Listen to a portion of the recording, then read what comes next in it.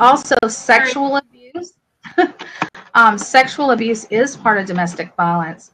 Not letting you use birth control, forcing you to do sexual things that you don't want to do, wanting to have sex with you after they have physically assaulted you or after they have demeaned you and degraded you. Right. And when you feel powerless, you're not going to say no. You know, most women are not going to say no. And of course, the physical stuff, slapping you, hitting you, punching you, shoving you, kicking you, burning, choking, beating, biting, cutting. I mean, just everything. And we have to look at the fact that if I went in the store and I walked into the clerk and I said, I want a Dr. Pepper. And the clerk said, we're out of Dr. Pepper. And you better give me my Dr. Pepper right now. I want my Dr. Pepper. And the clerk said, ma'am, I'm sorry, we're out of Dr. Pepper. And if I start beating on the counter and saying, I'm going to jump across this counter and I'm going to kick your butt, I want my Dr. Pepper, you better get my Dr. Pepper, they call the police and have me arrested and hauled off, right? Or people around us, people in the store around you would be like, that lady's crazy. Somebody call the police, help that person behind the counter.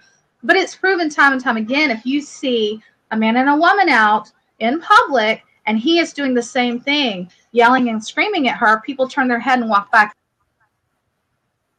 This is not their business. Now, why is it okay to arrest a stranger for verbally assaulting and threatening a clerk, but it's not okay to get involved when it's two people who are married? And that's a big question that everyone should ask themselves. There are a lot of myths about battered women as well. They stay because they like it. You know, the biggest thing is, why don't they leave? Why don't battered women leave? Why don't the law provide and support people provide an outlet so that they feel empowered to leave is the better question. Why isn't the abuser held accountable? Why isn't society calling out the power and control and the abuse? Because abuse is not about the physical stuff. It is about what they can do to keep you there. That's why often, unless it's a more severe case, that you aren't getting physically hit or not even hit, pushed, shoved, whatever, very often. There was one case. Hollie, but I suffered from domestic violence for about 6 years of my life. And oftentimes living in that situation, I made the excuse, well, he doesn't really hit me. So, you know, I mean, he would grab me a couple of times or push me, but he didn't hit me. But he would demean me and he cut me off. And so I think that's what happens a lot of times, and that people from the outside can't understand when they tell you things like, why don't they just leave or anything? You can't, because you're so mentally toyed with. They cut you off from everything. They strip you of all your worth. And I got into my relationship when I was 16. So I was very young. I didn't have a father in my life, so I was desperate for male attention. And they seem to know that. They seem to know the women who, I don't know, it's like you have a big radar on, like, hey, my daddy didn't love me enough and I need male attention. And it's like they hone in on it. You know what I'm saying? And that's kind of what I did with my life. I made a lot of excuses for a long time because I wasn't getting physically assaulted on a daily basis. Because when you look at things like the Lifetime movies and movies that they put out there, you know, if he's not hitting you, then that's okay, right? You know what I mean? Exactly. And then I had a child involved. Right. And then I had a child involved. And like I said, I was in this relationship at 16. So I dropped out of high school.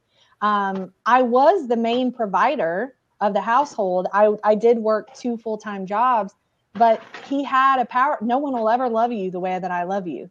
No one will ever love you.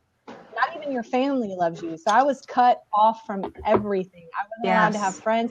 And it wasn't an immediate process. It was slow. No. It was over time. And it was just little tiny things that he would take away from me over time. So, yeah. I always say, if they were who they were the day you met them, or even a week you met them, if they walked up to you and said one thing that they said to you once they have slowly manipulated into the full control, of course you would walk away immediately. Right. But I mean, I'm a formerly battered woman.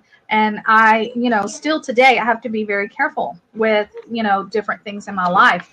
But I was very young when I got involved. It doesn't matter how old you are when you get involved. But see, I grew up with a mother who was abusive. And so I didn't understand in the beginning that his anger, because his anger wasn't directed at me, his anger was directed at other people. I met him when I was 13 years old because my mother set me up on a date with him. And he was 20. He was 20. Yeah. And so I didn't recognize the signs of abuse. I married him, and then one day he became angry at me. And then his rage started being directed at me. Now, he did not put his hands on me for like the first 4 or 5 years we were married, because he could control me through the threats and everything. He moved me across the United States, isolated me, all of those slow going things. And then when I did have to leave him, it got it got to the point that I knew it had to end. And I think there's always that one thing that's like you've tolerated us in that one thing. Go ahead, Tammy. We're being asked, are there any signs you should be looking for in the beginning? Yes. The simple things. So you meet this guy and you've dated him a couple of times, and let's say you're getting ready to go out on a date. And I know a lot of women don't dress up and wear dresses or anything like this, so I'm just going to throw this out there. So just compare it to anything. So he comes to your house and you come out and you go, oh, look at me. Do you like this outfit? You're all excited. The relationship's new. And he says, that's cute, but I really like that red dress you wore the other night. Why don't you go put that on? Okay, it's such a little thing, but the relationship is so new. And of course, you don't think, oh, there's a sign. So you run and go put on that red dress. And he thinks, yeah. And so then the next day, he's called you 2 or 3 times. Maybe you were with your mom, your sister. Maybe you were at school, your job. And why didn't you answer the phone? When I call you, I want to talk to you. It's just because I really like you already so much. We're just really meant to be together. Why didn't you answer your phone? So then you start making sure that if he calls, you answer that phone, because how cool that he just wants to be with you that much, that he wants you to answer that phone because he just can't live without talking to you. And that's how you think, but those are those subtle signs. And see, mine since I was in high school when mine happened, the guy hey, Jess, I was with, yes. Can you turn yourself up at all? Yes, I can. Hold on. Is that better? It sounds about the same. Try again. I don't know. I mean, well, I just meant to talk. Oh yeah, is that better? It sounds the same. Maybe it's me. Let me try. Okay. Because I'm turning it up and you're getting louder in my ear. Is that better? No, it might just be on my computer. I'll try. Okay. I don't know. Thanks anyway. No, that's okay. Yeah. Can everybody else hear me good? I mean, if I need to take out my headphones, I will. It might be my headphones. I don't know. No, I can hear you now. It was my laptop. I'm sorry. Okay. No, you're cool. No, you're good, babe. See, for me, I met my my ex in high school, and so he was real quick to start kind of making little comments because he was very popular in school. So I should feel lucky that I was with him because there are so many other girls, and he would point that out. And it wasn't like in a rude way that he would point it out, but he would just make it kind of like evident, like, there's a lot of girls that want to be with me, but you're with me now.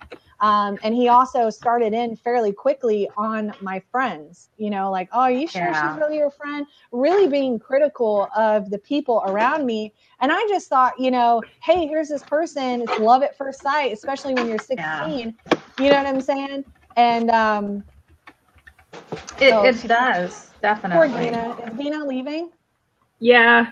Oh, okay. Yeah. I'm gonna quick mute myself and send her a message. Oh, yeah, wait, she's still there. Oh, but okay. I'm still gonna mute myself and send her a message. Yeah. And so, I mean, really quickly, he started working on me already at picking off my friends that I had. Are you sure that they really care about you? Because I really care about you. I really love you. You know what I mean? And so I think, it goes hand in hand for me. I didn't know what love was. My mom was a single mom. She worked 2 jobs. I was home a lot. And so I was just looking for attention. And I figured, hey, here's this guy, he's really popular at school. He pays me attention and he cares about me. You know what I'm saying? Look at him pointing out things about my friend, and maybe she really isn't my friend. And I started questioning everything about myself. You know what I mean? Because he did it from the perspective of, well, I care about you so much, and this is the reason why I'm doing this. And so it's a very, things for me didn't get physical until the very end. Like I'm saying, like physical.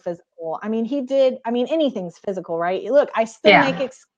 Look at this. I still make excuses. It's not funny, but I mean, it's crazy. This was like almost 10 years ago, and I still make excuses for it still. Yeah. Well, it's the victim. Well, you're not the victim now. You're a survivor, of course. But even as a survivor, you kind of downplay what they did to it. And I used to train police officers to deal with domestic violence victims. And the one thing I would tell them is the abuser is going to tell you nothing happened.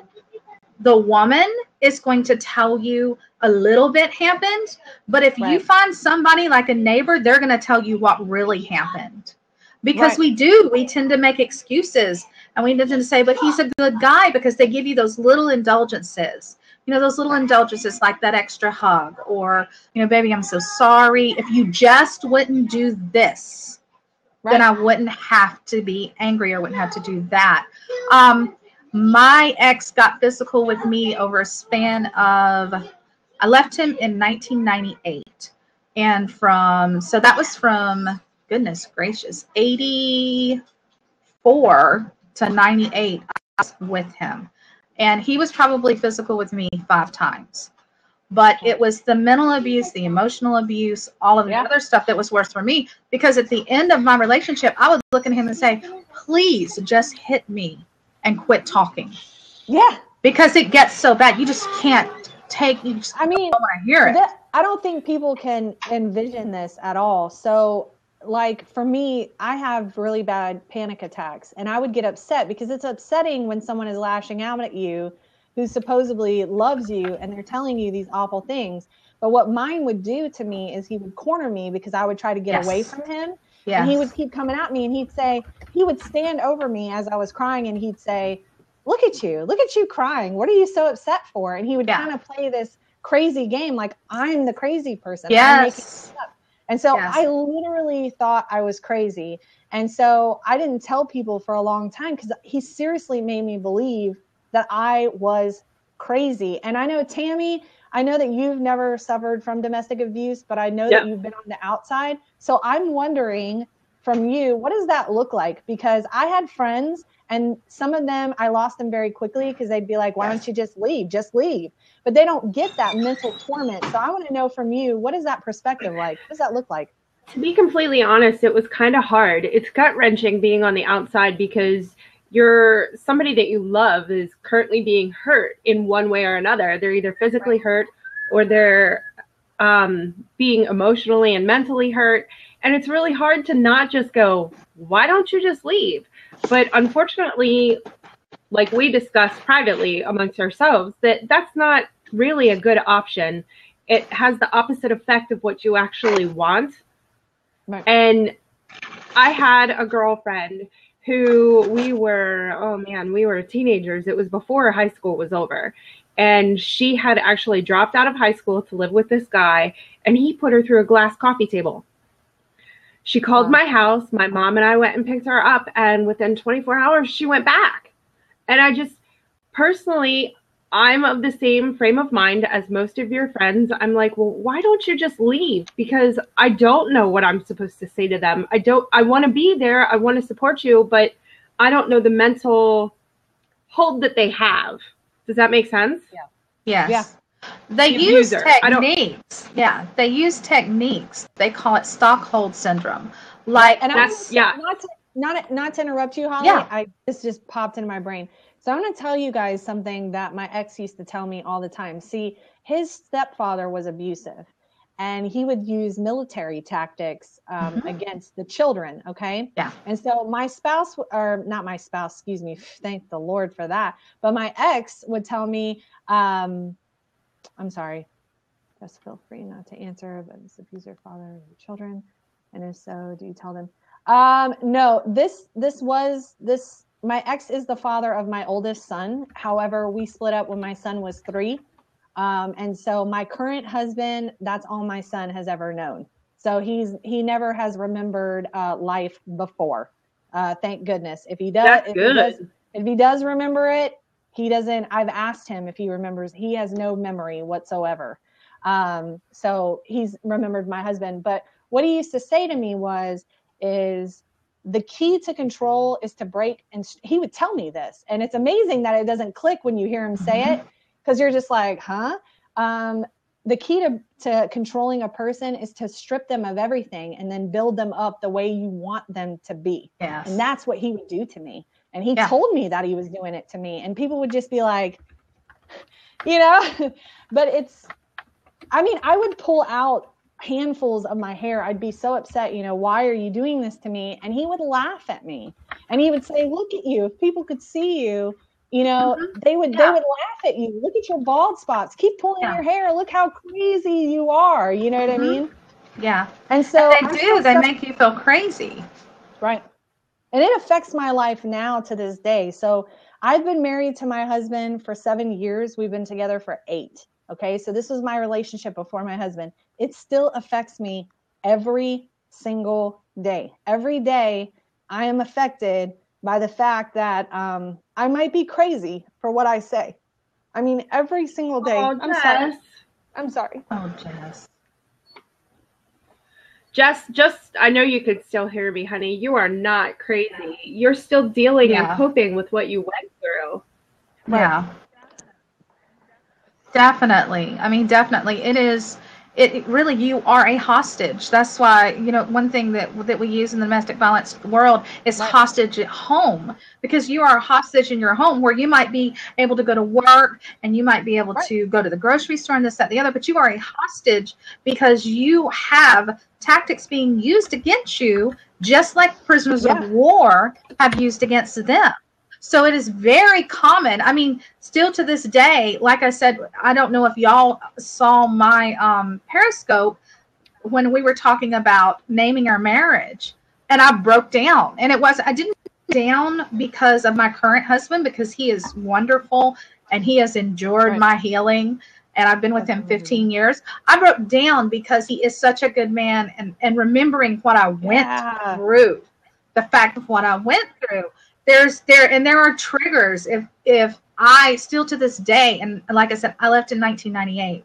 Now my story didn't end in 1998 because he stalked me for many years after that.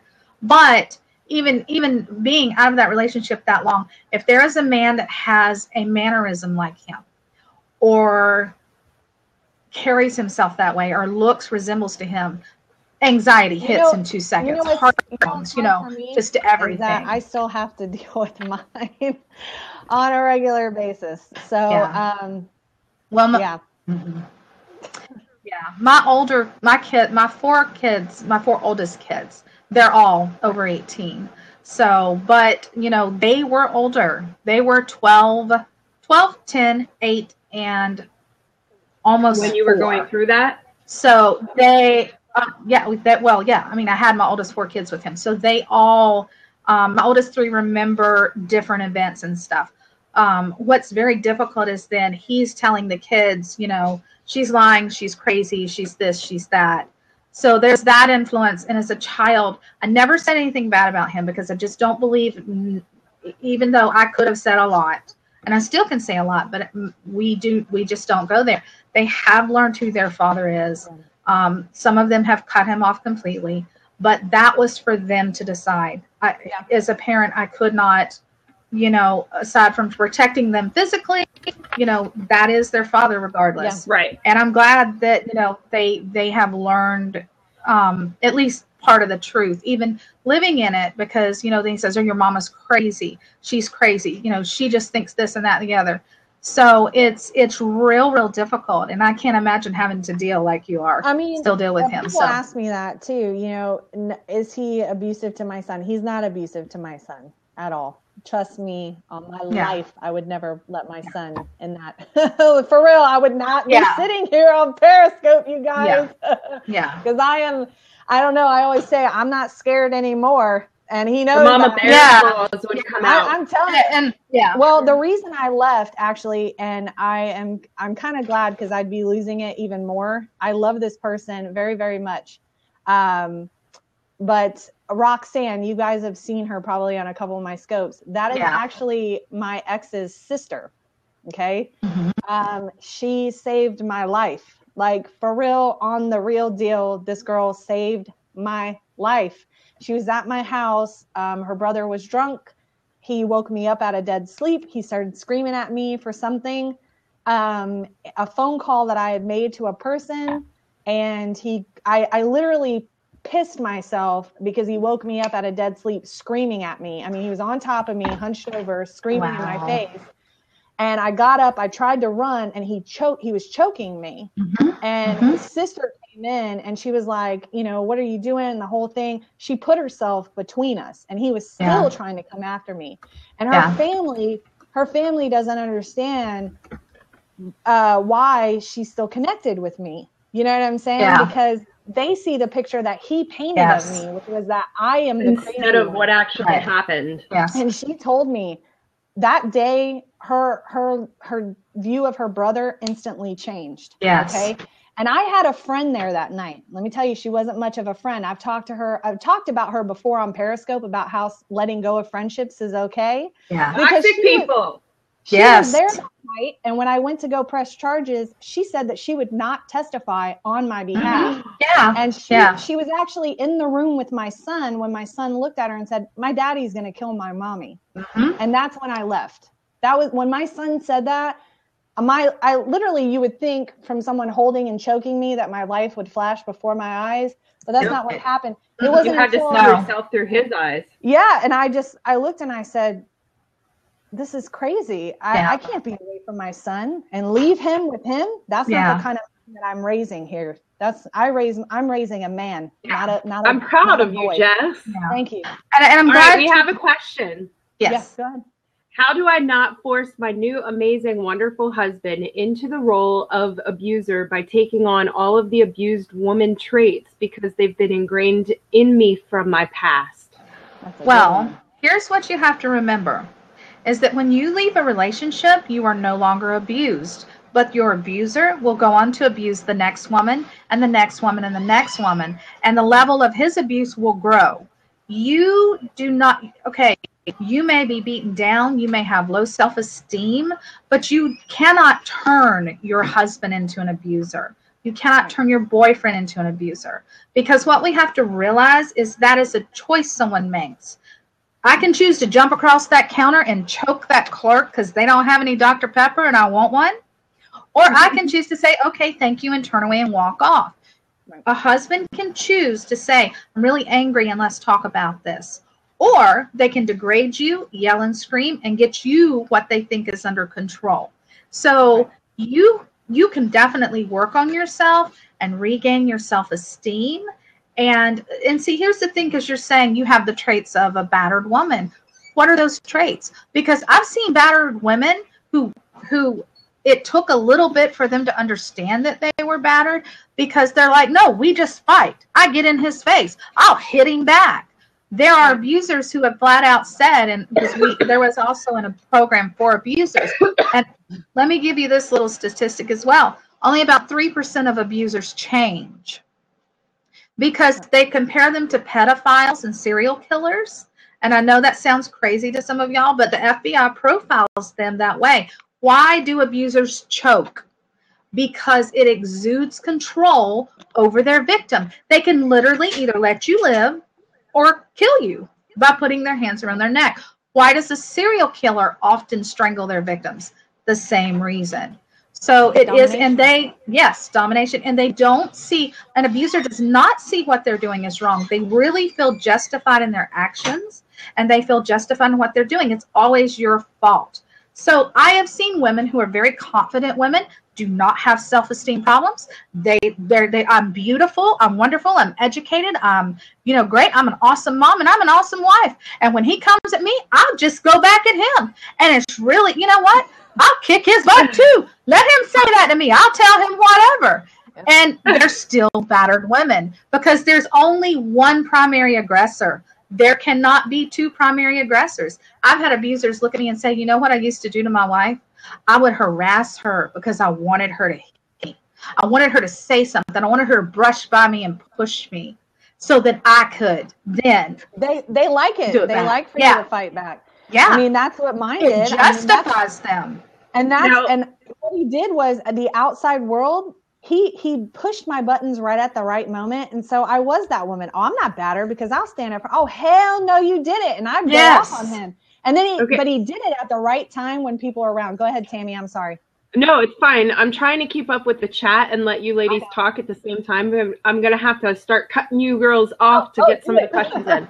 Okay, so Christine, which was the question that I just asked you, she responds with, what I find myself doing is all of the things that you were talking about, answering the phone within 3 rings, wearing his favorite color, but he doesn't force them. My ex did.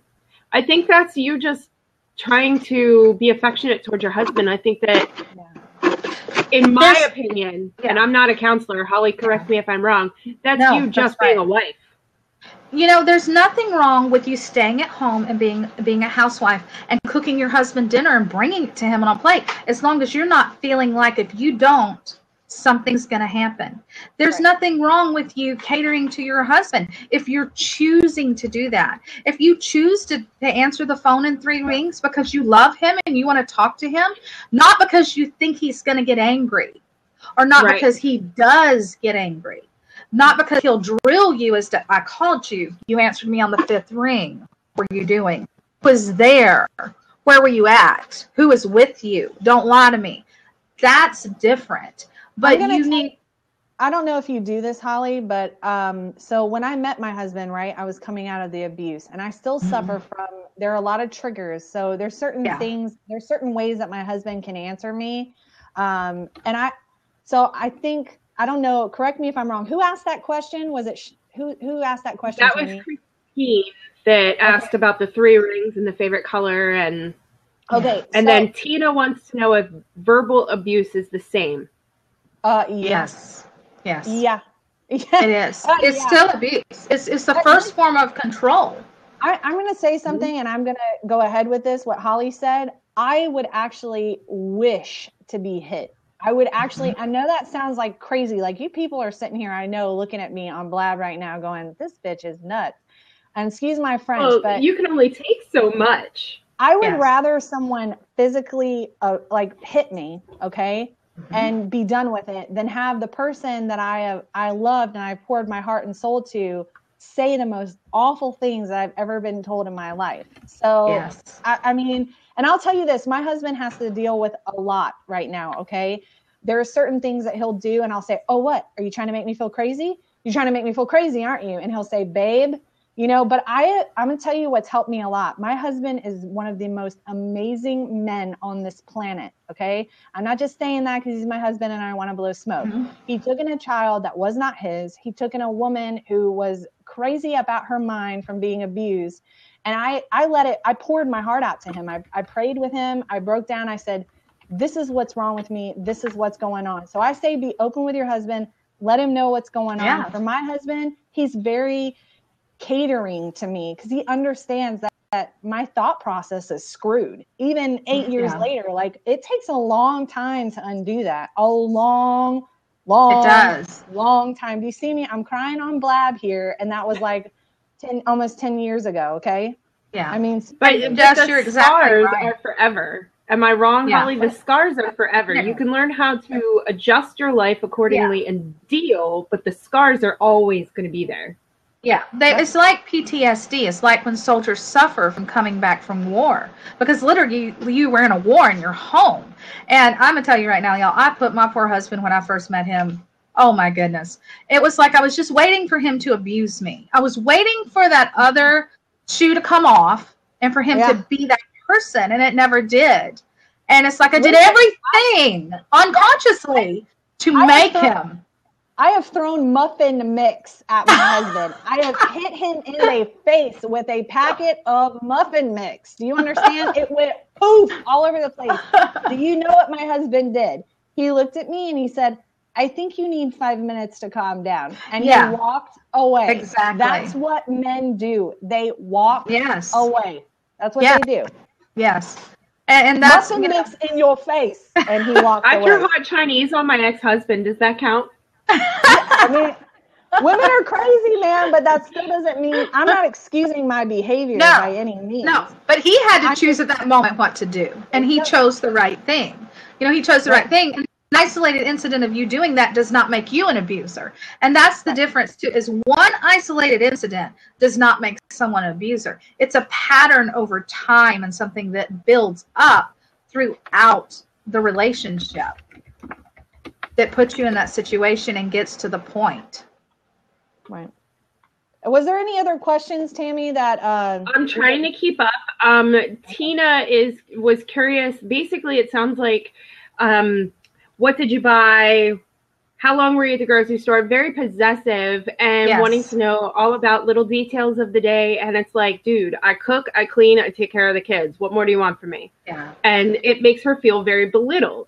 And so she's trying to make sure, I guess she doesn't want to say, oh, I'm being abused, when it could just be an argument between spouses. Yeah. Right. Yeah. I mean, one way to know would be... If I'm wrong, Tina, please let me know.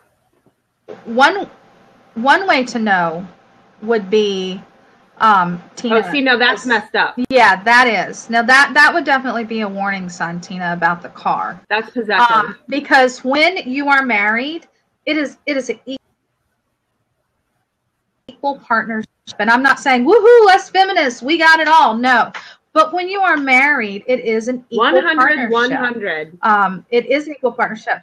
Right. It doesn't matter if you're bringing money into the household or not. Everything is everyone's, and it's not one-sided. And that's what you have to look at, is when everything is one-sided. And he should value your thoughts. He should... I mean, my husband will tell me all the time when I try to explain something to him, I don't understand why you feel that way, but okay, you feel that way. You know, if you feel that way, then you feel that way. He doesn't disregard it. Yeah, he is an awesome man. I couldn't have asked for better. Just like Jess. I mean, he is just awesome. And so, yeah, and you're saying you can talk to him till you're blue in the face. So, you know, definitely I would just watch that, because I did want to tell you one lady that I come across. She actually wrote a book called Whom Shall I Fear? And she was in her abusive relationship for 20 years. Now, when we say abusive relationship, she didn't think she was in an abusive relationship for those 20 years. Until 2 years after she left him, he come over with a gun and he shot her. Because when she was in the abusive relationship, he never laid a hand on her. He didn't push her. He didn't shove her. He didn't put a finger on her. He did call her outside of her name, degraded her, threatened her, cheated on her, a lot of things. 20 years later, he gets really angry because he decided she needed to come back to him now. 20 years later, she didn't want to come back. Basically walked up in there and started shooting stuff up. Shot her 3 times. And she testifies that it is nothing but God that she lived. It is nothing but God that she lived. Yeah. And there, fortunately, the son walked in and caught him and was able to call the cops. It's terrible the son had to walk in on something like that. See, and that for me is where I have a problem. That's when I go, why didn't you leave? When there's kids involved that are gonna see this. But see, that's what happened. She did leave. And so yes. that's right. She did leave. No, I get. But I'm just using that as an example. Yeah, yeah. The most dangerous time, though, is when a woman leaves. I'm gonna tell you right now, the most dangerous time, I will never forget. My kids sitting in the bedroom because he was pounding on the door.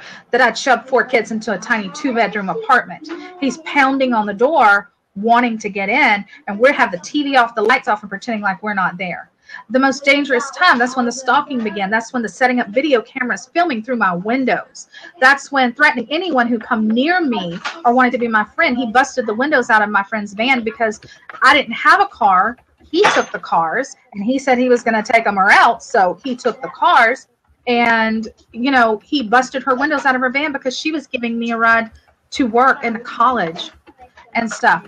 Didn't have that friend anymore because then it's too risky for her and her kids, you know? Yeah. So the most dangerous time is when you leave. Just because you leave doesn't mean that it gets better, and that's what is the hard part. I mean, my husband told me for years, and but I'm going to keep it together on this one. He told me for years, if you ever leave me, I will take your children and I will leave and I will hide them and you will never find them. And eventually that's exactly what he did with my oldest 4 kids. I didn't see them for 12 years. Wow. And so I lost a lot, 12 years. You didn't see your kids for 12 years. Wow. He hunted me down. He took them.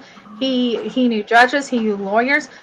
He took me back to court for custody many, many times, and because he is a registered sex offender.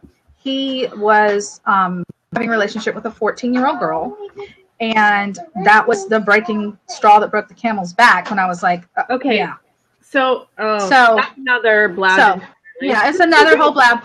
But yeah, I mean, and you have to believe them when they tell you this. And he told me that. And he was able to manipulate the system enough.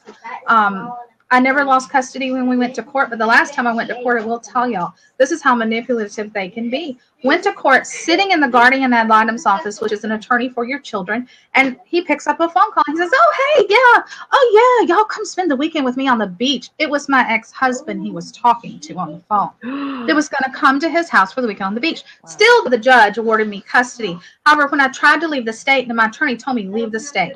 Leave the state with your kids. I notified him by registered mail I left. He lied and said I didn't. He manipulated the court system because his attorney was an ex-judge that was disbarred for illegal activity, but was practicing law since he couldn't be a judge and all. So he got one of his judge friends to sign a temporary order. With that temporary order that had no date or anything, he took them and he left and he disappeared with that. So it was a very long, hard road for me. And that's a whole nother blab about the system.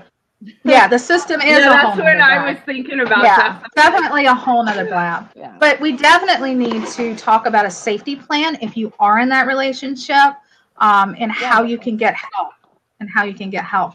If you are in that relationship, the first thing is if you're not ready to leave, you're not ready to leave. Of course, you're scared. Of course, there's lots of things to consider. Of course, there's the manipulation. And nobody knows what your abuser is capable of but you. And you may not even be fully aware of what your abuser is capable of. The average battered woman leaves 7 times before she stays gone. Things you can do, though, have that extra copy of keys to everything. If you have no one you can trust with that, go and put them in the shed, dig a hole, wherever you can put those. Have extra copies of your checking account, your driver's license, even if it's a printed out copy. Have your birth certificates put somewhere. If you have to go get a safety deposit box, whatever you have to do, get those copies of things. If you have someone that you can trust, have a code word so that you can text them on your phone and say, you know what, I really love chocolate.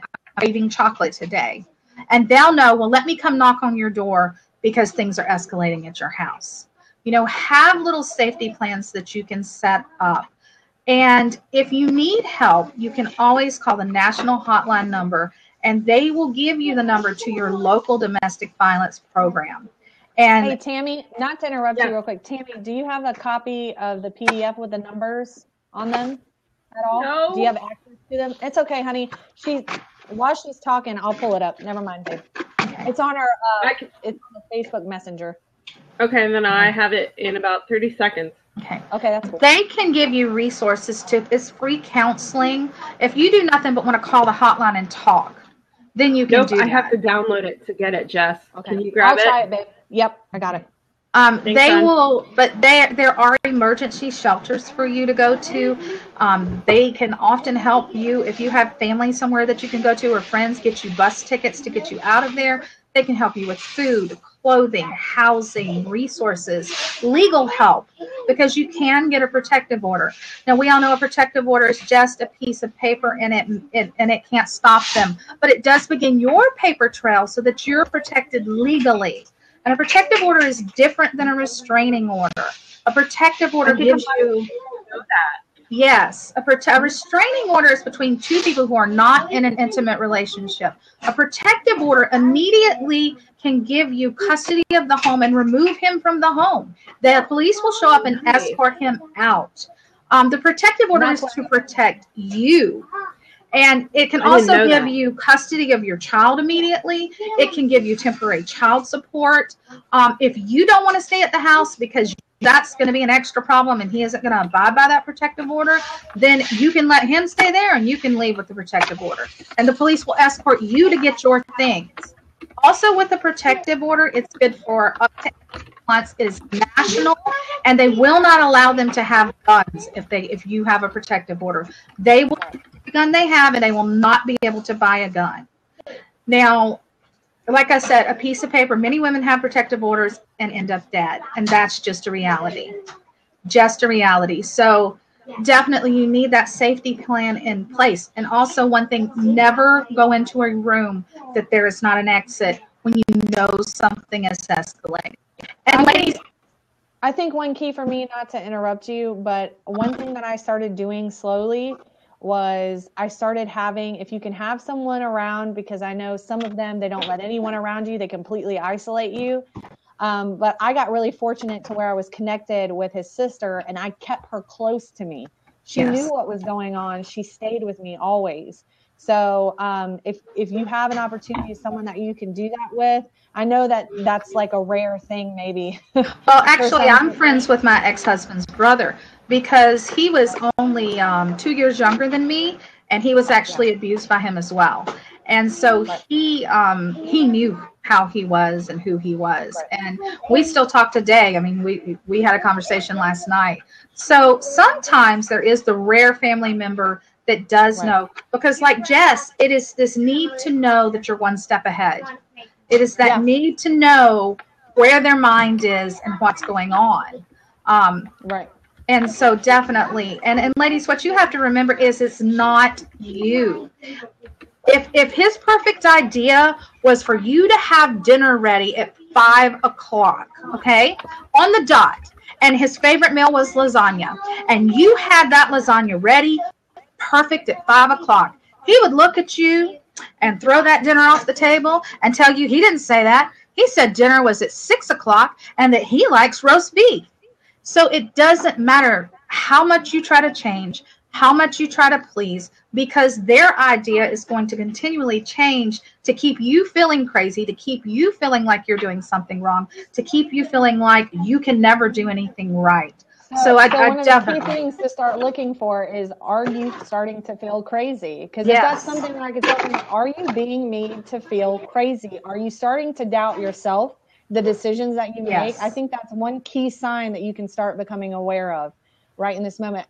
Really quick, Holly, I know we don't have a lot of time left. The wheel that I had said, Cheryl had mentioned in the power and control. Is there anything that you can share really quickly on that? Or sure. Like I am going to see if I can get this in front of my camera because I do have a picture of it. So let me see here. Ooh, is that something that we could post in the group, Holly? Oh, I'm upside down. Yeah. Yes, it is. We can post this in the group. This is the power and control. It's backwards. Holly, flip it back. You had it right. I had it right. Oh, yep. I did have it right. Okay. But I think it's still showing up backwards. Is it showing up forwards for y'all? Yeah, it's fine. It's showing up good for us. Okay. So what it is they're in the center here, and they maintain the power and control. And I'll quickly go over and read. So you have the section, you know, they intimidate you. They use emotional. They start over here with emotional abuse is what they do. And when they lose control with the emotional abuse, they start to isolate you. That's the second step. Then they start minimizing and denying their actions and blaming you for things.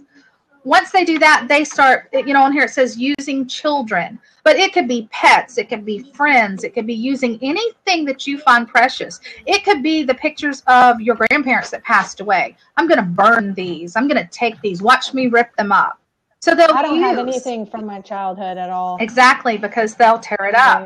It can be economic abuse. You could work and he could control all the money still, or he could allow you to work. You know, they can use finances. The next thing is male privilege. You will hear this a lot. They will use the Bible. My ex-husband used the Bible a lot. Women are supposed to submit to men. They just forget to read the extra part that says, can I just say this real quick? Yeah. Let me add this in since you brought that up. Yeah. The Bible does say that a woman should submit to her husband, but it also says that the husband should love his wife as he loves the church. And love, reverence her. Honor, cherish. Yes. There's a reason they are in the wedding vows. That is a whole other scope. If you're a believer, that's right. If you're a believer, so I know, because for me, I'm a believer, and it does say the word submit, right? But it's a delicate balance. Your husband has to be loving you like he loves the church. Right. Exactly. It's a balance. So that's all I'm going to say about that. As a believer, we submit to God, but do we do it willingly? It's when you're doing it willingly. Yes, that it's okay. God doesn't. Right. God gives us free will and does not control us. We submit to him willingly, and that's the same way with your husband. Your husband should give you free will, and when he does, turning red as soon as Hollie said that. I got fire burnt up in my face. I get so mad when people say that. Do not get it twisted. Yeah. Oh, my husband thought the Bible opened it up to that verse, and when I would try to say the rest, then he would get, out of control. So then after the male privilege thing, women in their place, women's place is this, women's place is that, whatever they say.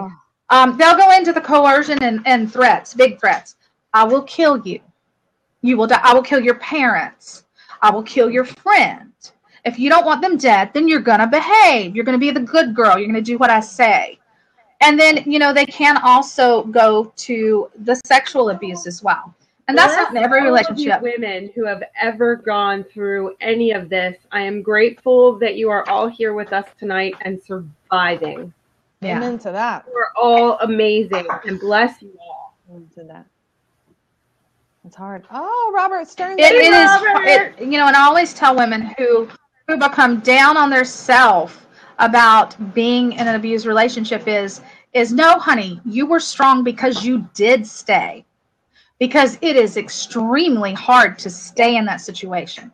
But as a woman, you want your marriage to work. You want your relationship to work. You want your children to have that father. But you have to come to the realization that it is not a healthy environment, period. It's not a healthy environment, period. And you don't want your daughters to think that that's okay to be treated that way. And you don't want your son to think that it's okay to treat women that way. And so there really isn't, the statistic doesn't make it higher or lower if you're raised in that home, because still there comes in a point when you become an adult and you know right from wrong. So I wanted to say one more thing about the power control wheel, though, is that at any point when you're going around this wheel, what will happen is they will start with like the emotional abuse. Now, if they can keep you there with that, then it's good. Okay, you get out of line, then they're going to start to isolate you. You get back in line, and they'll just go back to the emotional abuse. Because they'll start, oh, honey, you're so wonderful, and I love you. You are such a good wife. Well, then you maybe get a little freedom, or you exude some independence, and then boom, okay, they go from the isolation, to the control and denying and blaming. So at any point, it's just a cycle. It's around and around and around. Whatever they have to do to gain control. Before we let you go, too, is there any advice that you can give to anyone who is an outsider and is seeing someone being abused? Any advice that you can give? Patience, understanding, and love. And realizing that while they may be telling you a little bit about what's going on, that if they're telling you that much, it may take them another 5 years after they finally do leave to tell you everything. Wow, I never thought of it that way. It is a war zone in the home. Yeah, it is a war zone in the home. And the hold and the manipulation and the fear that you feel and the threats. I mean, if you have a friend in that situation, may not be telling you that he could really kill me. He could really kill me. Because a lot of people say, I know him. He wouldn't do that. He's just telling you that. He's not going to kill you. Walk out of that door and leave him. He could do it. He could do it in a heartbeat because he thinks he's justified. Mine never really physically abused me until the very last day, like the day that I left. And that's when I kind of just was like, okay, well, now I'm getting choked. Now I'm really going to die. And I didn't want to be that statistic. You know what I'm saying? It's so if you're friends with somebody that's being abused, stop telling them to leave. They know they should. And they really can't sometimes. And so I know that's irritating. I can only imagine because I've never been on the outside looking at someone in, but I can tell you. It's only irritating as a person from the outside looking in. It's only irritating because we love you so much that we just can't physically want better the concept. Well, and that's the thing too. A lot of people look at me and they say that I've met and I've become friends with. I could never picture you being abused because you don't take shit from no one. You're like, they have that stereotype. And it's. I used to do that in my domestic violence classes. Like my third class, when I get to what a battered woman is, I'd say, "How many of you think I'm a battered woman?" And they're like, "No way. You're confident. You know, you're a counselor. You're this." And I'm like, "No. Get that stereotype out of your mind."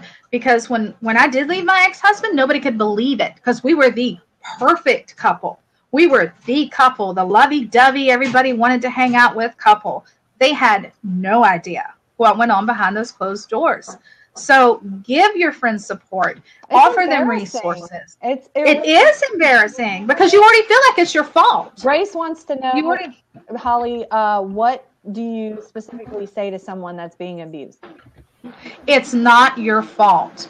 I don't care what he's telling you as a friend. It's not your fault. Give him the 800 number to call for free counseling. Can you put that in again? Yeah. Yes, just, encourage them, build up their self-esteem, point out little things that maybe you have seen if you see things going on, but be there for them because battered women lose everyone around them, either out of frustration or disbelief. Or, a lot of even mama and daddies will say, "You made your bed, lie in it. You better lie in it. Right. That's your husband. That's your family. You better just lie in it. It's your fault. You picked him. You wanted it." So, never, ever, ever, those are the hurtful things. I had one friend that stuck with me the entire time. See, me and his sister, we didn't become friends until the end, but I had one friend that I actually was able to keep that one time. And a lot of times we'll push them away because we get tired of hearing it. Okay. We know the situation's crazy. We know we need to leave. Even now, like mine, I'm not going to get drawn out because I know we're almost done, but mine still owes me money for child support and people are still on me about getting child support. Well, you know what? It's not worth it. I haven't went because I can't deal with the harassment that will come, and people do not understand that. They say, "Well, you're married now." My husband has put my ex in his place because he told me that's my wife now. Be sure of that. She was never your wife. She's mine. And my husband told my ex that flat out. That's my wife. She can say and do whatever she wants. Learn your place. You know what I'm saying? I know that. Jake. Yeah, I know that sounded possessive, but he meant it. No, he meant it in a good way. I didn't sound possessive at all. Yeah, I have that one friend as well. And he called her and harassed her, and she'd say, "Is that all you got to say about my friend? Because I know who you are, and I know who she is." He broke in her house. He cut the line on her brakes. He did everything to her, but she stood by me. She never once questioned all the things he said about me, ever, as much as he tried to get to her as well. And so that's the thing, though, too, is my son still sees my ex, and so for me to go for that, you would be harassed. And not only that, but he's going to use my son. He's going to say, because he still does it now. "Oh, your mom didn't tell you that I called? Oh, I've been telling you." And this is sad because I have to pull up my phone and show my son, "Listen, here's proof." Yeah. Because I'm made out to be that's a whole nother. It is. Children and domestic violence is a whole separate thing. But they definitely use the kids. And even still today, he would harass you if you tried for that child support. Definitely. And when and it's hard for people to understand, but I think that's something as a friend. I'd rather be happy than have money. That's right. That's right. Honestly, I am making it without it right now. I don't need it that bad. Exactly. So friends of women that that are in that situation or that tell you about that. Another thing too is don't start bashing the husband because you may lose her. Don't start bashing the boyfriend. Yep. Don't start calling him names and tearing him down because then he's going to say, "See, that's your friend that talks bad about me. You're letting her do that like you have any control over your friend." And the sad thing is that you tell them what they say. I mean, I don't know. I used to tell him, "Well, he's my partner, I got to tell him, and they use it. So if you think that she's not telling him what you're saying, she is. So yes. It's a sad situation. There's really nothing anyone can do. But if you see it yourself, the only thing I can say is whether the person gets mad or not, you need to call for help. If you see somebody being abused, it is your obligation to step in. There's too much of this society to keep your nose in your business. It's not it's not a family matter. It's a crime. It's a crime. Yes. Totally agree. Yeah. All right, ladies, I'm going to help wrap us up. Yeah. I'm sure that because of how great this went, we would love to have Hollie back to do a follow-up on this situation.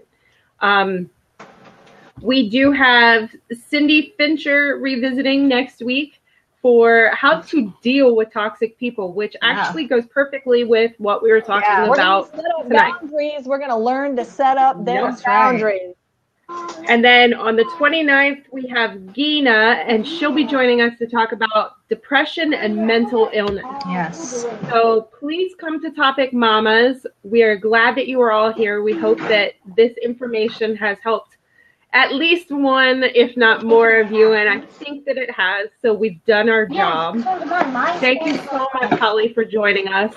Thank you, ladies, for having me. Absolutely. And thank you, ladies, for watching. Yes. So I'm gonna get with Tammy, and we're gonna put these numbers in the group. We're gonna put the wheel up and any other information that we can possibly get up. I don't know. I kind of spaced out for a minute. If you're interested on being the Blab with me and Tammy, contact Tammy or myself. We want to have you guys on and hear what you have to say. So. Absolutely. Thanks, everyone. Thanks for joining us. Bye. Bye. All right. I can't get out. I'll kick you. It's good. I can't get out. Bye.